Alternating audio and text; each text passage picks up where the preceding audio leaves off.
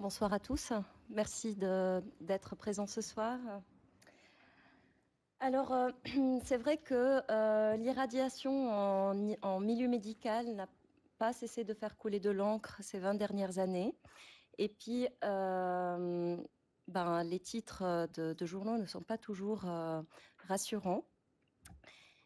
Et en tant que parent, c'est tout à fait légitime et normal de se poser plein de questions, est-ce que vraiment c'est nécessaire d'irradier mon enfant? Est-ce que c'est dangereux pour sa santé? Risque-t-il d'avoir le cancer? Voilà. Et donc, le but de la présentation aujourd'hui, c'est essayer de démystifier un peu le sujet et puis de démêler le vrai du faux. Donc, tout d'abord, je commencerai par vous présenter les différentes techniques d'imagerie, donc les différentes techniques qu'on utilise en imagerie pédiatrique. Ensuite, j'essaierai de vous expliquer pourquoi les rayons X sont perçus comme dangereux et si cette peur est rationnelle ou pas en milieu médical. Et enfin, je céderai la parole à ma collègue Olivia Sando qui va vous donner un aperçu sur la radioprotection, aussi bien sur le plan légal que pratique. Alors, en radiologie, donc nous, en tant que radiologues, et en particulier comme radiopédiatre, on est un peu considérés comme les détectives privés de l'hôpital. Et puis pour ça, on va utiliser des techniques avec les rayons X, comme la radiographie standard, la fluoroscopie ou encore le scanner, et des techniques non irradiantes comme l'échographie et l'IRM. Alors, on va commencer tout de suite par l'échographie. Donc, c'est une technique qui utilise des ondes acoustiques pour explorer le corps humain. Et en pédiatrie en particulier, on use et on abuse à chaque fois qu'on a besoin, pour la simple raison que c'est complètement inoffensif, il n'y a aucun effet indésirable. Donc, on va, par exemple, là, par exemple, vous voyez, on va suivre, par exemple, l'enfant dans le ventre de sa mère, sa croissance.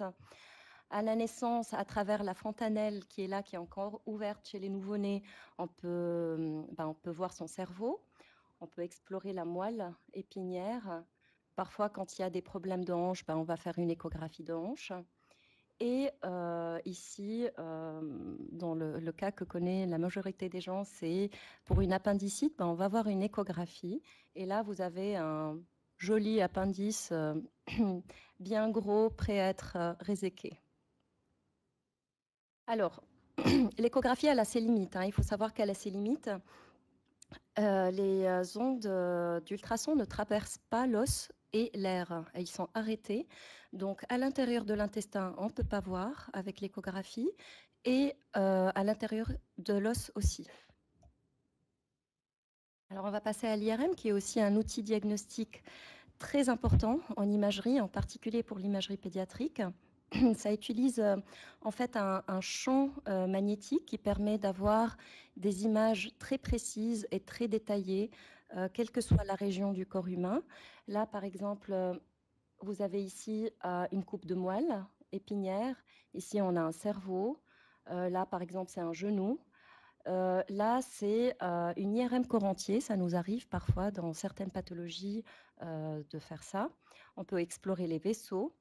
Et puis, ce que je vous montre ici en couleur, c'est des reconstructions tridimensionnelles des fibres nerveuses à l'intérieur du crâne. Donc, ce n'est pas une peinture, c'est une image IRM vraie, en fait, reconstruite. Et pareil, hein, pour l'enfant, alors qu'il est encore dans le ventre de sa maman, on peut parfois être amené à lui faire une IRM. Donc, c'est tout à fait faisable et ça répond à beaucoup de questions. Alors, l'IRM, tout comme l'écho, elle a ses limites, hein.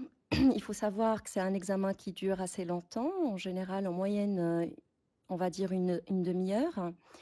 Il ne faut pas bouger du tout pour que les images ne soient pas floues. Et puis, ça se passe dans un tunnel, la plupart du temps fermé. Et puis, ça fait beaucoup de bruit, vraiment beaucoup de bruit, ce qui peut être particulièrement effrayant pour les tout petits.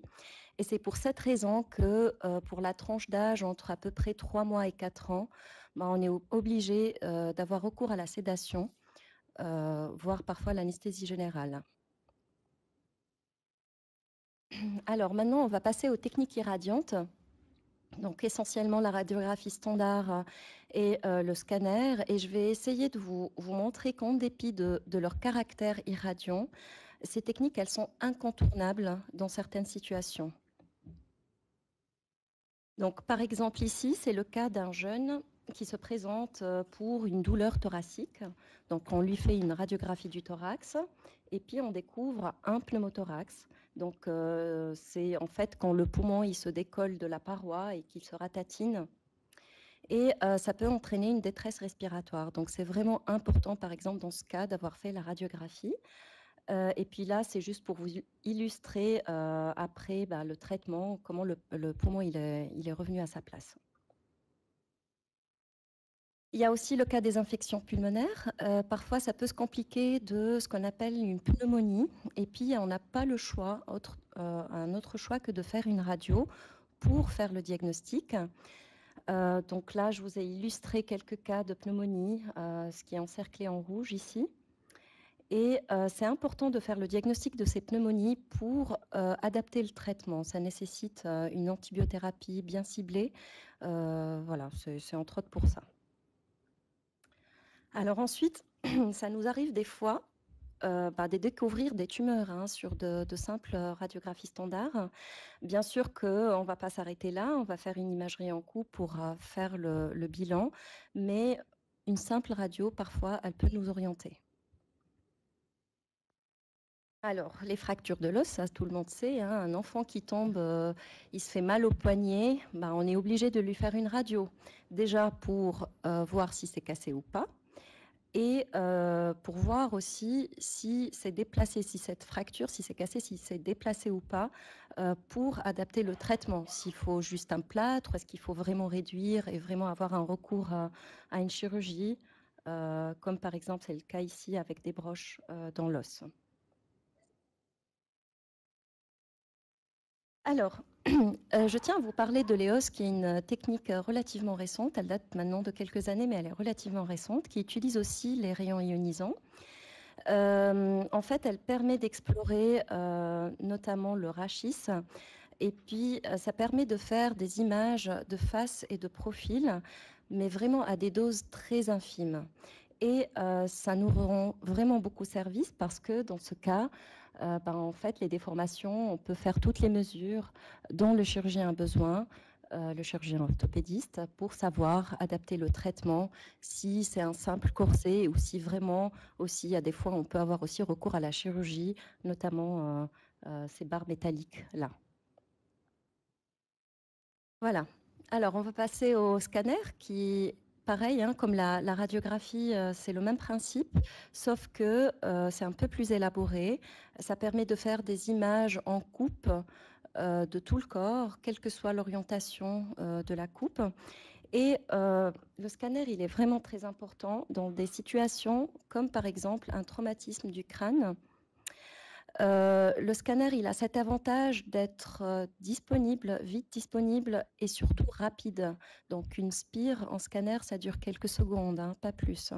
Donc et puis ça permet de répondre, de dire est-ce qu'il y a une hémorragie, que ce soit par exemple à l'intérieur du cerveau ou autour, donc ce que vous voyez en blanc ici, de visualiser les fractures, voir si elles sont déplacées ou pas, et bien sûr d'adapter après la prise en charge, qu'elle soit chirurgicale ou pas.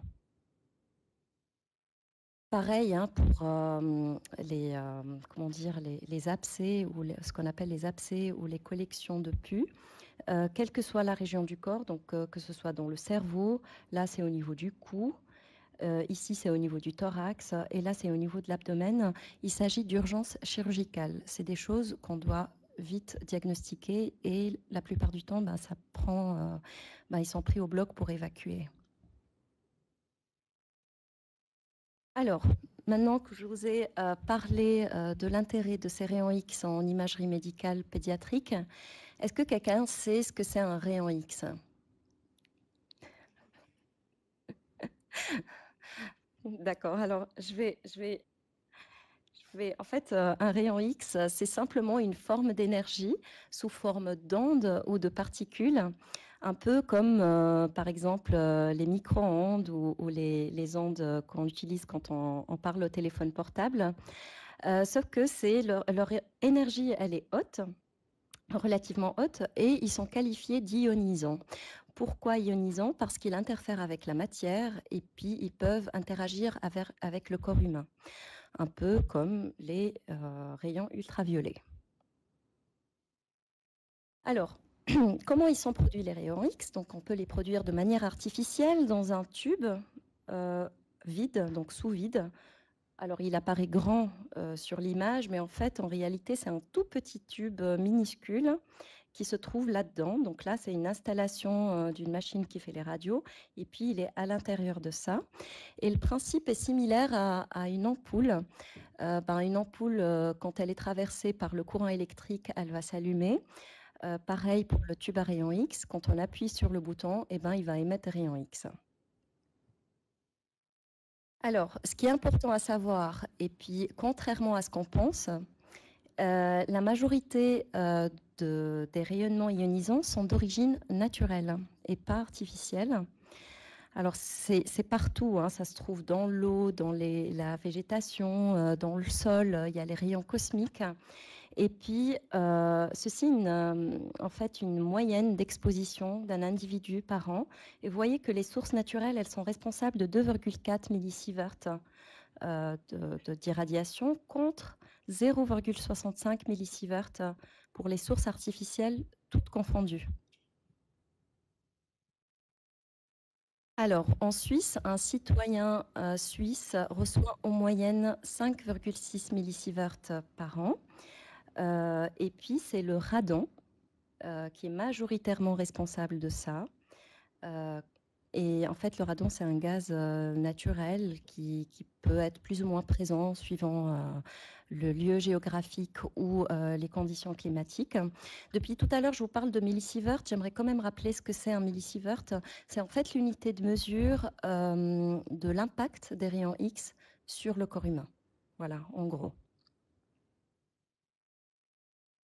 Alors, on arrive à la question fondamentale de notre présentation, mais pourquoi a-t-on peur de ces rayons X? Pourquoi on se pose toutes ces questions?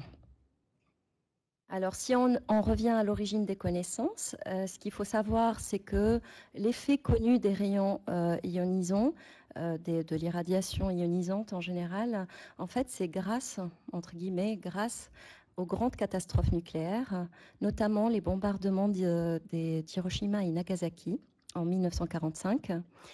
Et en fait, ces populations, maintenant, ils servent de référence pour l'étude des cancers radio-induits. Alors oui, certainement, une exposition aux rayons X, elle peut induire des cancers, aussi bien chez l'adulte que chez l'enfant. Il y a même une augmentation des leucémies qui est plus observée chez les adultes chez l'enfant que chez l'adulte. Si on rajoute à tout ça l'Internet et le pouvoir des images parfois choquantes, je pense que tout le monde ici il serait effrayé, y compris moi. Voilà, il y a pas photo. Mais voilà l'explication. Ce qu'il faut savoir, c'est que ces constats ont été faits à des doses relativement élevées. Pas relativement, mais vraiment très élevées. Là, c'est une courbe donc, qui montre en fait l'augmentation du risque de cancer en rapport avec la dose délivrée au corps entier. Et vous voyez, donc à chaque fois qu'on augmente la dose, le risque de cancer, il augmente. Sauf que en milieu médical, nous, on travaille dans ce petit carré-là. Donc ce petit carré-là, il représente le domaine des faibles doses. Jusqu'à ce jour, il n'y a aucune étude qui a démontré qu'à ces doses-là, il y a un cancer qui est induit en fait. À cette échelle-là, il n'y a pas, ça n'a jamais été démontré.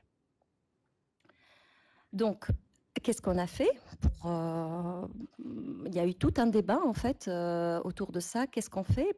Tout simplement, il y a eu un consensus international et puis on a décidé de prolonger la courbe jusqu'à 0, comme ici, vous voyez, selon ce qu'on appelle un modèle linéaire sans seuil.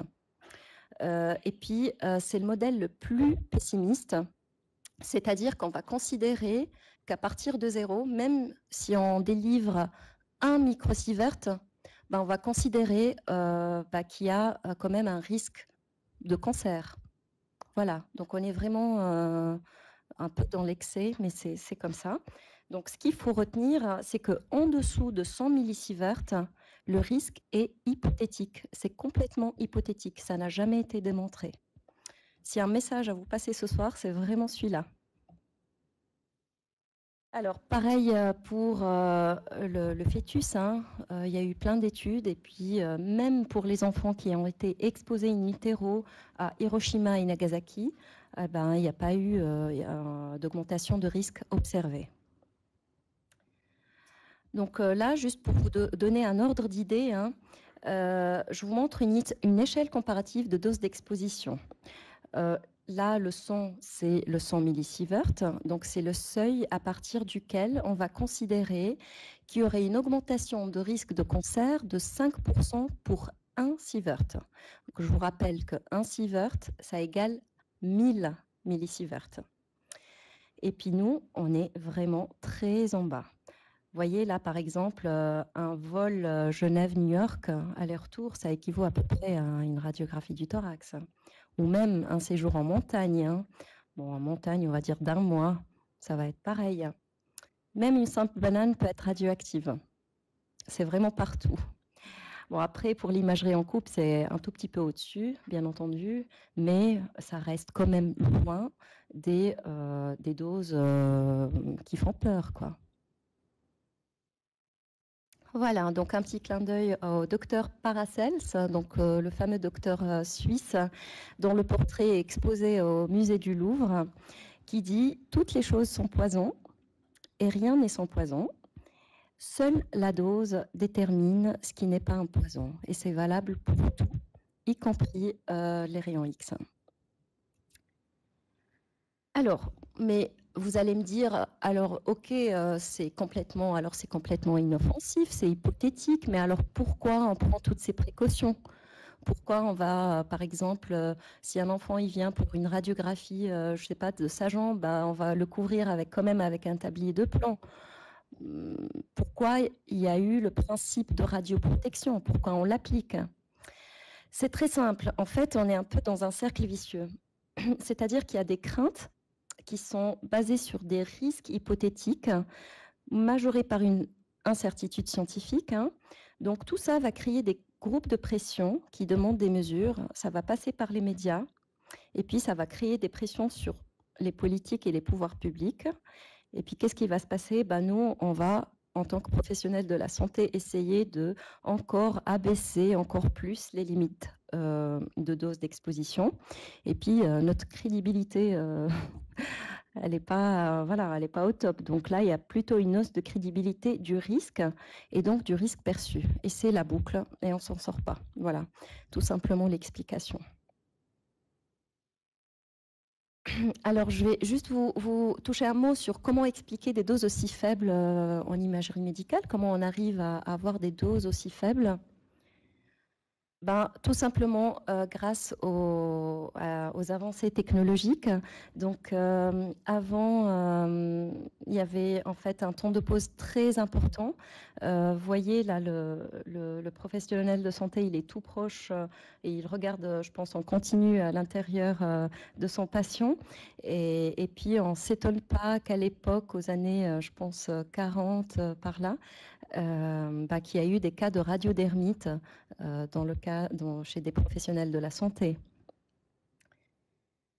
Le scanner, c'est pareil. Hein. Au début, une spire, ça dure en moyenne 3/4 d'heure, voire plus, pour obtenir des images. Donc, c'est vraiment de l'irradiation à fond. Hein. Le patient il reçoit beaucoup.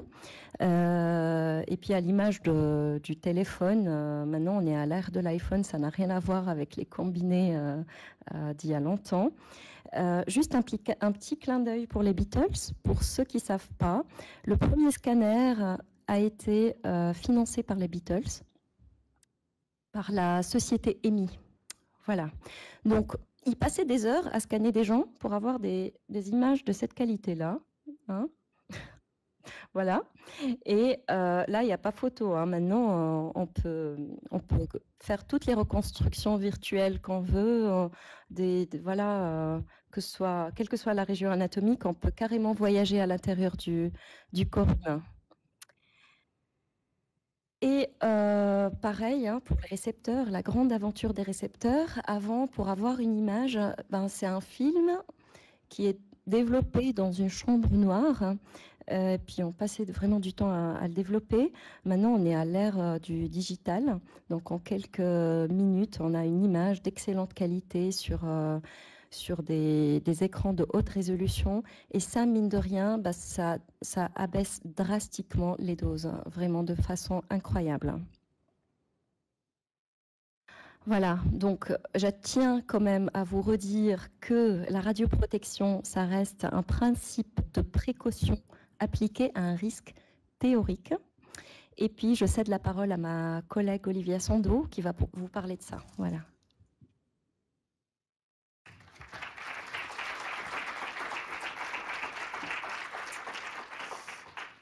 Bonsoir, je suis ravie d'être parmi vous pour parler d'un sujet qui me tient à cœur en tant que coordinatrice en radioprotection. Donc pour commencer, je vais juste vous faire un simple explicatif de ce qu'est la radioprotection. Donc la radioprotection, c'est différents éléments qui sont mis en place pour protéger la population, le public et l'environnement ainsi que le professionnel exposé au rayonnement ionisant de tout ce qui pourrait être justement irradiation. Il y a des limites qui sont fixées. Ces limites vont permettre en fait de prévenir d'éventuelles situations que l'on pourrait considérer comme à risque. Là, vous avez quelques organismes internationaux en termes de radioprotection. Je vais juste m'attarder sur deux, tout simples. Il y a l'UNSCARE, que vous avez ici. En fait, l'UNSCARE, c'est une organisation qui a un mandat au sein des Nations Unies qui consiste à évaluer les niveaux des effets de radioexposition et en fait de faire un rapport à ce sujet. Ensuite, vous avez l'ICRP qui se trouve juste en dessous, qui est la Commission internationale de protection radiologique, qui elle est une organisation indépendante qui fournit différentes recommandations et oriente sur tous les aspects de la protection contre les rayonnements ionisants. Donc la majeure partie des réglementations nationales et internationales repose sur ces recommandations. Ensuite, bien entendu, chaque pays adapte ses recommandations à la législation de son pays. Là, vous avez le cadre légal de la radioprotection en Suisse. Je ne vais pas trop m'attarder là-dessus. Je voulais juste regarder un petit peu en quoi ça consiste. C'est peut-être des choses qui vous disent, ça ne va pas vous dire grand-chose, mais je ne vais pas vous les expliquer trop longtemps. Je vais passer là-dessus directement. En fait, c'est chaque entité qui touche de près ou de loin à l'émission de rayonnement ionisant dispose d'ordonnances qui lui sont propres. Vous avez une législation avec des ordonnances qui concernent les installations radiologiques. Ensuite, vous avez tout ce qui touche aux matières radioactives, qu'on trouvera principalement en médecine nucléaire, en radiothérapie et sensiblement aussi dans l'industrie. Vous avez la partie formation qui concerne le professionnel exposé au rayonnement ionisant. Depuis janvier 2018, il y a une obligation de formation du personnel exposé au rayonnement ionisant qui doit être faite tous les 5 ans. Donc tout professionnel exposé au rayonnement ionisant doit suivre une formation en radioprotection tous les 5 ans, et ça depuis janvier 2018. Et ensuite, vous avez la partie dosimétrie qui concerne tout ce qui est dose au personnel avec des limites, etc. Les principes de la radioprotection. Alors, dans le domaine médical, la radioprotection, elle est basée sur 3 principes fondamentaux que vous voyez là, qui sont la justification, l'optimisation et la limitation. L'optimisation et la limitation, elles ont tendance à s'entrecouper sur différents points. Donc, vous verrez pour la suite, des fois, il y a des choses qui sont valables pour l'optimisation, mais pour la limitation des doses aussi. La justification, donc comme le montre bien l'image, tout examen, toute irradiation, aussi faible soit-elle, doit être justifiée. C'est-à-dire qu'il doit y avoir un bénéfice clair pour le patient. Si il n'y a pas de bénéfice à passer un examen radiologique, on va considérer que l'examen n'est pas justifié. Dans le cadre de ce qui nous intéresse ce soir, c'est la pédiatrie et l'embryon et le fœtus, si je ne me trompe pas. Donc, pour ce qui est de la pédiatrie, la justification, elle passe par une collaboration entre le radiopédiatre ou les radiopédiatres et les pédiatres. C'est-à-dire que c'est une discussion et avec un consensus, ils vont réussir à déterminer quel est l'examen le plus approprié pour le diagnostic qu'ils souhaitent obtenir. Est-ce que l'IRM peut prendre la place d'un scanner? Est-ce que l'échographie peut prendre la place d'une radio et inversement? Et toujours, on pèse le pour et le contre. Pour ce qui s'apparente de la femme enceinte, alors, c'est un petit peu compliqué parce que le fœtus embryon n'est pas considéré là comme une personne à part entière, il est dans le corps de la maman, donc souvent les examens sont faits pour la maman. Donc il n'y a pas vraiment de justification à l'irradiation du fœtus, mais l'examen va quand même être réalisé parce que la maman en a vraiment besoin. Donc là, pareil, on va repartir sur les mêmes principes qui vont être discussion entre les radiologues et les prescripteurs pour savoir quel est l'examen le plus approprié au but, enfin à ce qu'on souhaite obtenir. Dans des cas un petit peu compliqués, il y a des référentiels qui sont là pour les professionnels de la santé. Ici, il y en a quelques-uns. Ce qui concerne l'optimisation. Donc l'optimisation, c'est un principe de prévention. C'est-à-dire qu'on va mettre tous les moyens en œuvre pour optimiser la dose délivrée aux patients. Donc là, dans le cadre de la pédiatrie, toujours, on va utiliser ce principe qu'on appelle ALARA, qui est aussi bas que raisonnablement possible. C'est-à-dire qu'on va essayer de donner la dose la plus faible possible, tout en ayant une qualité d'image correcte pour pouvoir poser un diagnostic. Dans l'optimisation aussi en pédiatrie, il va falloir tenir compte j'allais dire du volume, mais de la constitution de l'enfant, qui va être importante dans le choix des paramètres. Je ne vais pas rentrer dans la technique parce que ça va être compliqué, mais il faut tenir compte donc de la constitution de l'enfant, s'il est plutôt fort, tout maigre, grand, petit. Aussi tenir compte du fait qu'il y a ce qu'on appelle une radiosensibilité au niveau pédiatrique. Un enfant est considéré comme plus radiosensible qu'un adulte, de par le fait qu'il va être exposé beaucoup plus tôt à des rayons.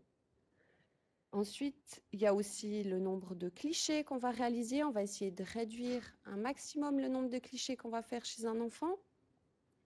Au scanner, on va essayer de diminuer le nombre de passages qu'on peut faire. On va adapter tout ça à ce qu'on a besoin.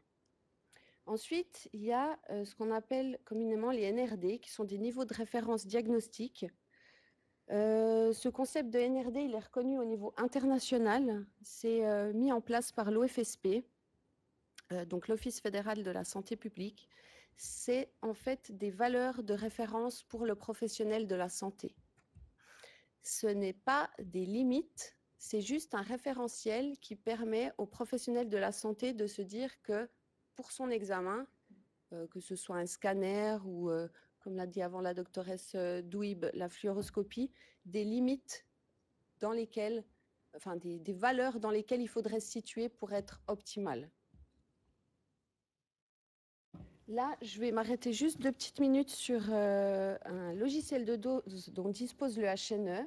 Donc, en fait, si vous voulez, c'est un système qu'on appelle de la dosimétrie interactive. Donc là, au centre, vous pouvez voir un squelette d'enfant. La zone que vous voyez en bleu, c'est la zone qui a été scannée. Donc, c'était un scanner cérébral. Tout à droite, vous avez ici donc tout ce qui est organes qui constituent le corps humain. En orange, vous voyez les doses qui ont été délivrées à chaque organe. L'avantage qu'on a avec ce système, c'est qu'en fait, on peut bouger ici la ligne du bas, plus ou moins la monter et la descendre, et on va voir les courbes qui sont sur votre droite bouger, ce qui va montrer que la dose en fait diminue. Donc c'est très bien pour l'optimisation parce que dans ce cas-là, on peut se dire, ben, si on fermait un tout petit peu, on aurait moins de doses délivrées au niveau du cerveau. Il y a aussi des réglementations sur les installations, comme je vous l'ai dit avant. Il y a des choses, des tests, des contrôles à faire réguliers pour maintenir une qualité d'image correcte et des doses qui sont délivrées qui soient toujours correctes. Maintenant, on va parler un petit peu de la limitation. Donc, la limitation, comme son nom l'indique, c'est vraiment une limite à respecter. Donc, ça reprend un petit peu des paramètres que je vous ai dit avant dans l'optimisation, c'est-à-dire qu'on va réduire le nombre de clichés, limiter les longueurs d'examen qu'on fait, enfin de champs qu'on fait au scanner. Je ne sais pas si c'est très clair, c'est un peu technique, mais voilà. Et puis, on va se dire, par exemple, pour un scanner, si on doit injecter, est-ce que une seule série d'images avec du produit de contraste suffit? Est-ce qu'il faut qu'on fasse 2 séries d'images? Tout ça, c'est des discussions des discussions médicales surtout. C'est surtout le radiologue qui va prendre ces décisions. Ensuite, la limitation concerne aussi beaucoup le professionnel. Il a des doses annuelles qu'il n'a pas le droit de dépasser étant donné qu'il est exposé tous les jours, potentiellement exposé tous les jours au rayonnement ionisant. Là-dedans, on va parler aussi des moyens de protection. Donc là, vous avez différents moyens de protection qui ont bien évolué depuis longtemps. On fait des protèges thyroïdes, des gants stériles plombés, vous avez des lunettes plombées. Pour le patient, on va majoritairement utiliser ces systèmes-là, ici que vous trouvez, ces petits tabliers, voire des couvertures au scanner plombé. Le reste est plutôt à destination du professionnel. Alors, il y a toujours une discussion avec les tabliers. Les doses deviennent de plus en plus faibles. Et puis, la question se pose toujours de est-ce qu'il faut ou pas mettre un tablier. Donc, à l'heure actuelle, avec les doses de plus en plus faibles, c'est une question qui devient de plus en plus importante. Pour l'instant, on reste sur des bases qui nous préconisent quand même, qui nous recommandent de protéger les patients. Après, on ne peut pas toujours protéger un patient. Si on prend des cas de radiographie du bassin ou de hanche chez l'enfant, la principale zone qu'on cherche à protéger, c'est ce qu'on appelle le système reproducteur. Et si on fait des radiographies de bassin ou de hanche, on ne pourra pas mettre de protection parce qu'on risque de masquer des structures anatomiques et sensiblement de ne pas pouvoir poser un diagnostic. Et si on les masque ou si le tablier se trouve dans l'image qu'on a obtenue, en fait, on doit recommencer un cliché. Donc du coup, on n'est plus dans l'optimisation, on n'est plus dans la justification, parce que le deuxième cliché, ben, il est pas vraiment justifié dans le sens où on l'a, enfin, si c'est justifié, mais on l'a raté quand même, alors que si on n'avait pas mis de protection dès le début, on aurait eu un premier cliché correct.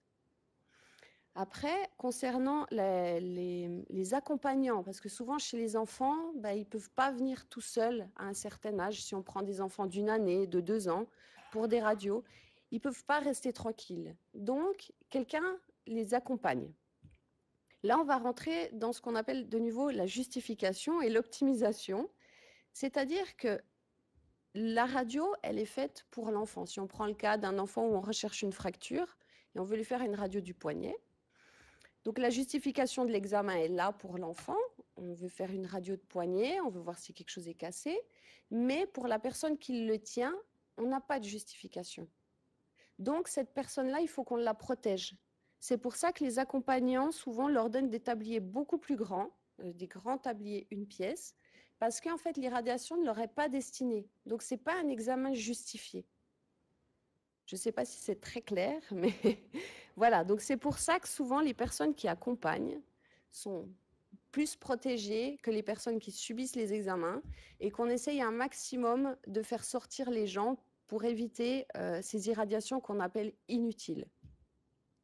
Dans le cadre de la femme enceinte, il y a aussi beaucoup de gens qui sont très inquiets, qui disent on ne peut pas faire de radiographie chez une femme enceinte. Chez les femmes enceintes, tout ce qui concerne les radiographies des bras, des jambes et du thorax sont tout à fait faisables sans aucun problème. Il y a même des scanners fœtales qui peuvent être faits. On peut scanner aussi des femmes enceintes au niveau de l'abdomen. La seule chose qu'on va faire, c'est qu'en fait, on va calculer la dose que le fœtus a reçue et on va la documenter. Mais il n'y a pas de réel problème à ce qu'une femme enceinte passe un examen radiologique. On va faire attention, de nouveau, principe de justification. On va essayer de bien voir s'il y a un réel bénéfice de faire cet examen. S'il n'y a pas de bénéfice, on va voir pour reporter l'examen après la grossesse. Ensuite, il faut quand même noter que si c'est un risque vital, la question ne se pose pas. Les examens seront faits chez une femme enceinte ou pour un enfant. De toute façon, on le fera. La question ne se pose pas. Ensuite, il y a aussi un autre point qu'il faut retenir, c'est qu'en Suisse, depuis un bon nombre d'années, les techniciens en radiologie disposent d'un diplôme d'expert en radioprotection. Dans la législation, il est quand même mentionné que sous justification et décision de l'expert en radioprotection, les tabliers, autres protections, sont à utiliser de manière judicieuse. Ça veut dire que l'expert en radioprotection, s'il justifie que le tablier ne va pas apporter de bénéfice ou va prétériter l'examen, il a le droit de dire qu'il ne le mettra pas. Il a les compétences pour le faire. Donc, en radiologie, il faut que les gens, les parents surtout, aient confiance dans les compétences en fait, des techniciens qui sont tout à fait capables et à même de juger s'il est nécessaire ou non de protéger les patients. Et on terminera avec cette phrase de Marie Curie qui dit « Rien n'est à craindre dans la vie, tout est à comprendre ».